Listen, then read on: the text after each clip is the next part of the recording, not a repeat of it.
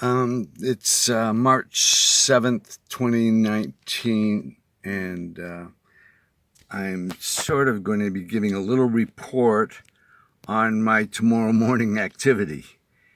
I'm presenting to a fellow, Ahmed El-Banni, who represents a company called Collision, and I'm bringing to them the idea of a startup that they could do at their event in Toronto in May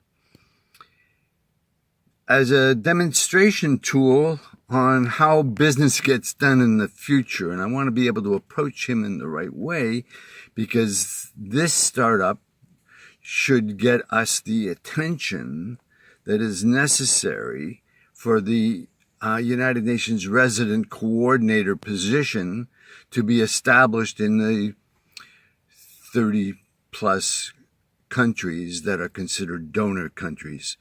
This is our opportunity to start a business in those cities and countries. And how we do it is not difficult. We're using the basics of a UN resident coordinator that they already have, but we're going to train them further in how to work together with the other UN agencies. Because in the donor countries, nobody knows how the UN works in most of the donor countries. It's astounding how little we know about it. But let me tell you some things that I do know about it. I know that in Canada, for instance, we don't have a UN resident coordinator. And that was why I had to take on the position. And I told them, I explained to the government why we needed the position. And I'd taken it on. This was like 2 years ago in August. I wrote a letter to the Prime Minister informing him I was doing this, and of the other agencies. And one of the agencies actually objected. And I told her, please object. Do it forcefully, because this needs to be brought to everyone's attention. They, rather than cooperate with me, they have ignored my intervention with regards to the United Nations resident coordinator and the need for it in Canada as a donor country. I have several examples of proof on this. One of them is no one in Canada that I've talked to so far has been able to tell me how the $400 million that Mr. Trudeau committed to the global community at the G8, I think it was a G8 economic summit almost 2 years ago. He committed $400 million against a global 4.8 billion or something like that. Anyways, the point is, nobody knows what happened in Canada that I know, where any of that money has gone, if anywhere. So that's one proof of why we need what. A secondary proof is the major initiative of the United Nations today, I would say, is the Sustainable Development Goals and the COP21 monies that are intended to support that. They're rumored to be somewhere between $1 trillion and $1.5 trillion per year for the next 12 years. And nobody is figuring out how to spend that money. One of the test models, well, there's been a couple of test models. The first test model was the one that Jonathan Sachs ran for the Millennium Development Goals between 2000 and 2015, and it was a total failure and known to be a total failure by 2008.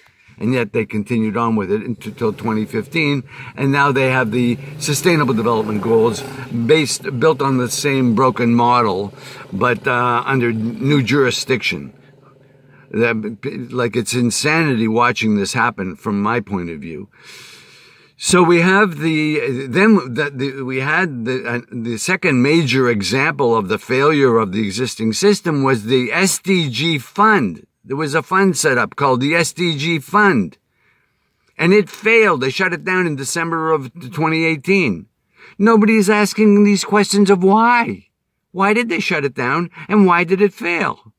Well, I'll tell you why it failed. It failed because they didn't have the SDG, the United Nations resident coordinators in place. in any of the donor countries. Only one country funded the SDG fund, Spain. Isn't that ironic? Spain was the only country, I think Morocco threw in a $500,000 or something like that, but Spain was the funder of the SDG fund, and they shut it down. And now, who's in charge of the money that's being spent under COP21? No one really knows, but they think it's the UNDP, but it's also might be under the direction of a newly appointed assistant to the Secretary General. Now, we don't really know much about this because we haven't had time to do all the research on who's talking to whom about what.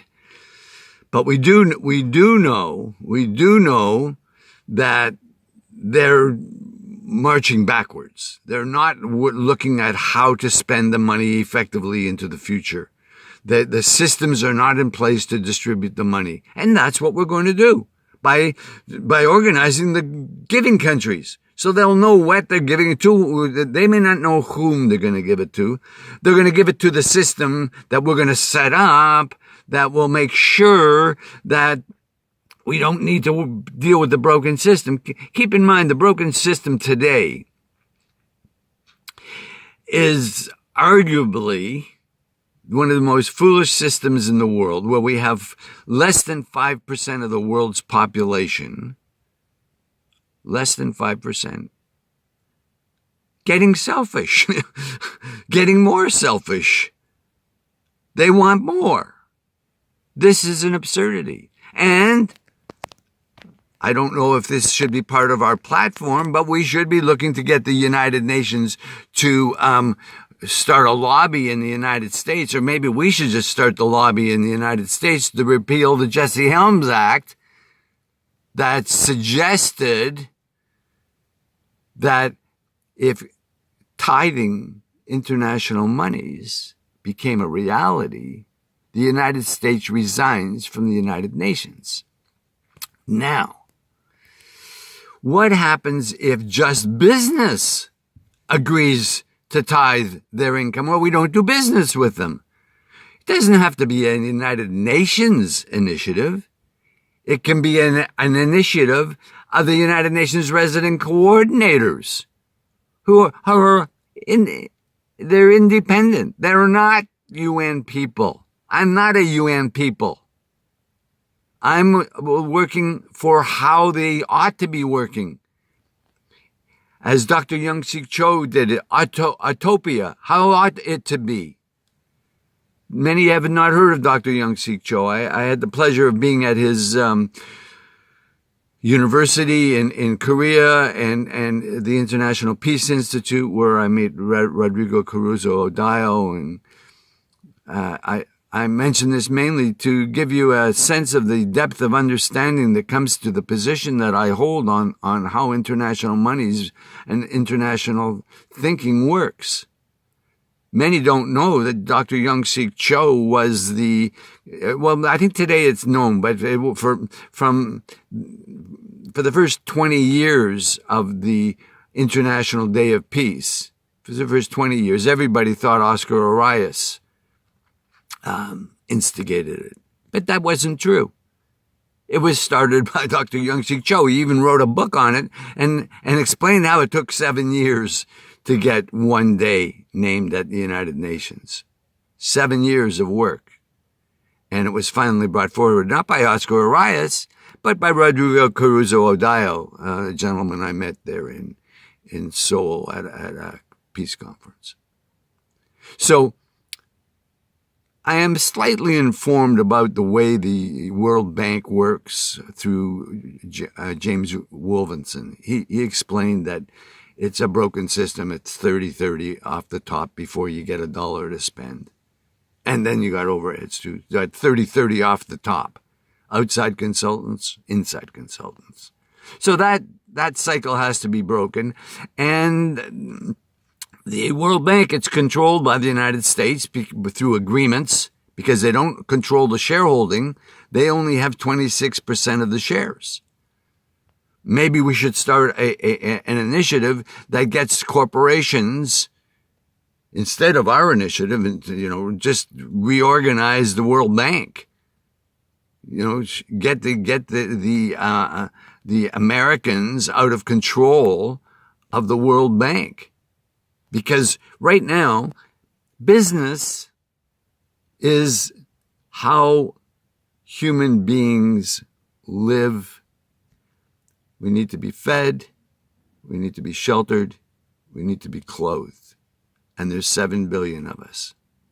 And that's what our program is about. And that's why it should be started as a collision. This is a collision with the system. We're going to collide with the way the World Bank does business, with the way the United Nations does business. We're going to do it with ISO 26000. The standards we spent how many years getting that organized and passed, and the United Nations even committed to using it and promoting it. They never did it, but they committed to doing it. Maybe we should hold their feet to the fire with the ISO 26000. And also UNDRIP, the United Nations Declaration of Rights of Indigenous People. Here in Mexico, the indigenous culture doesn't know anything about UNDRIP. It's neither does the operational government. I brought it to their attention, and I don't know where that's going to go, but clearly they were not aware of UNDRIP. So, collision. How do we collide? How do we collude to collide? I guess the first step is in May in Toronto. We use your Toronto flagship experience, and we show the world how these things can take place right now. This project, Toronto will be the first office for the United Nations Resident Coordinator, and maybe we'll change the name. Maybe the name should be Collide, or I don't know. I don't know what the name of the office should be. Maybe PO, Peace Opportunity. Let it be your post office. But it's PO. You can be your post office. It can be your peace opportunity. So the business plan, maybe it'll be PO. And PO is the word that we're going to have to teach everyone. So this will be an easy way to teach people how to use PO. The first step in understanding the office of PO is to understand PO. PO doesn't mean yes. It doesn't mean no. It doesn't mean in between. It doesn't mean maybe. It means I need to know more before I can make a decision. I need to know more before I can make a decision. So we need to apply that to every part of the stuff that we've already made our decisions on, either yes or no, in terms of our lifestyle, in terms of our business decisions, in terms of our political habits. We need to PO all of them. There needs to be a POing done. So how does collision and PO meet? How does PO and collision meet? That's, if you go through the 10 questions, we get 10 yeses. I get 10 yeses. How many do you get? I get 10. No POs. No POs. I get 10 yeses. I look forward to the chat tomorrow.